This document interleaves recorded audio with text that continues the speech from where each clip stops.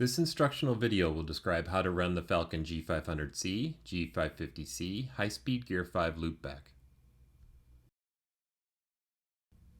To perform the high-speed Gear 5 loopback test, you will need a few components.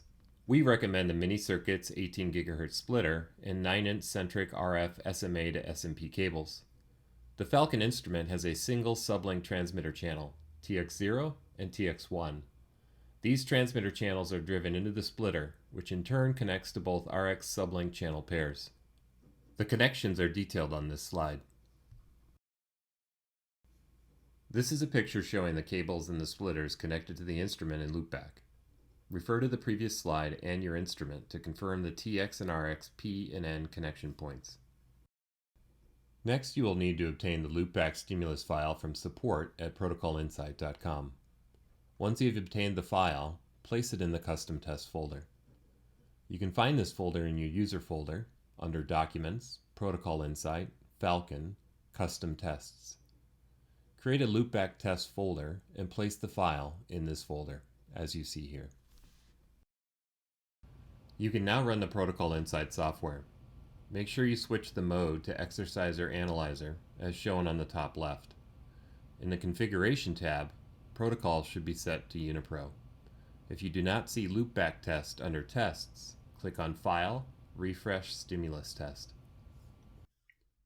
Now that we have everything set up, we're going to run a loopback test on the instrument.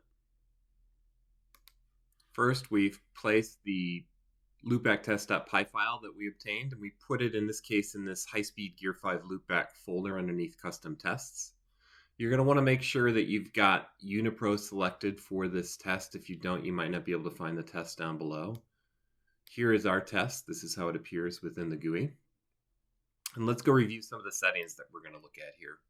So first, we're going to want to do scrambling because we're going to go to Gear 5B. And in this case, we're going to select the rate series of A and B and high-speed Gear 5 and a link width of by 2. What we're going to do first is start the analyzer. Once the analyzer is running, we can go ahead and start the stimulus. It's going to finish fairly quickly, and then to read out the results and get the trace, we're going to click on Stop. You'll notice you don't see anything here. We're going to need to go and look at the Unipro packet list, and that will bring everything up. And then to quickly go through this so we can see how we move through the different speed changes, we can go to Traffic Overview, look at the PACP sets, and skip through them. So we start here in Gear 1, and then we go to Gear 5A. And let's see what our next event is. Then we'll go from Gear 5A to Gear 5B. And again, we're just in by 1. And you'll notice we're getting an error here. And that's really because when we do this speed change, it's expecting to go back to Gear 1, but we don't. We've put the exerciser and analyzer in a debug mode that allows us to do this loop back and change to any speed that we want. I'll go through how to not get these errors here in a second. Let's look through the next one. And here you'll notice we're back to Gear 1, and then we go to Gear 5A by 2.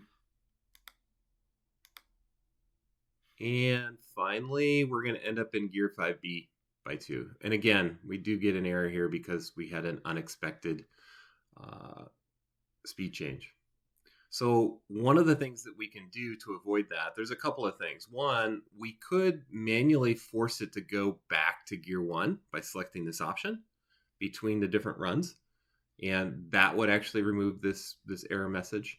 The other thing that we can do is actually just tell the instrument between each one of the runs, and it's going to run this in series. So when we go in here and we actually select high-speed Gear 5, it's going to run a series of tests. It doesn't just run a single one. So if we come in here and we say initiate reboot on every run,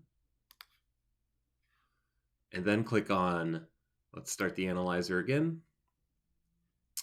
Let's play out the stimulus. Let's click stop.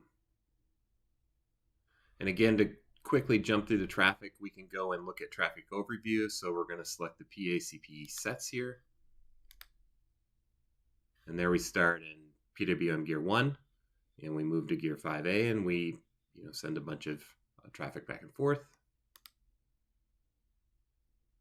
Then we go back to gear 1. We're going to do a reboot this time, is what's happening in between these. And then we end up here in gear 5B, right? Just like we expect.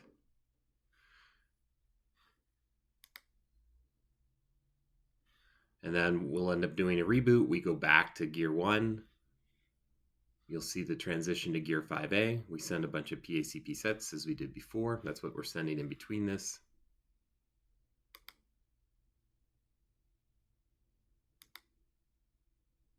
And then we'll transition back to gear 1.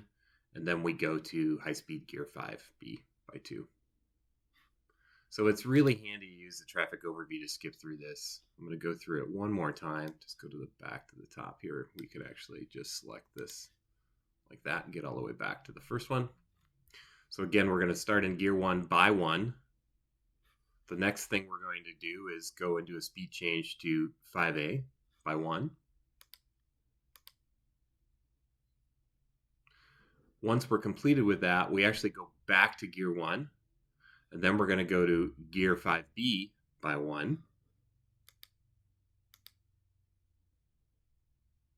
Then we're going to go back to gear 1. And then we're going to go to gear 5A by 2. That's what we see here. And again, in this case, right, if we just scroll through it, just to show you, we send these PACP sets. We don't get any of those error messages that we got before because we're doing this in the right way.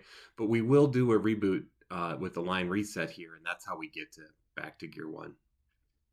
So the next thing that we're going to see is we're going to go to gear 5B by 2, and that's what we see.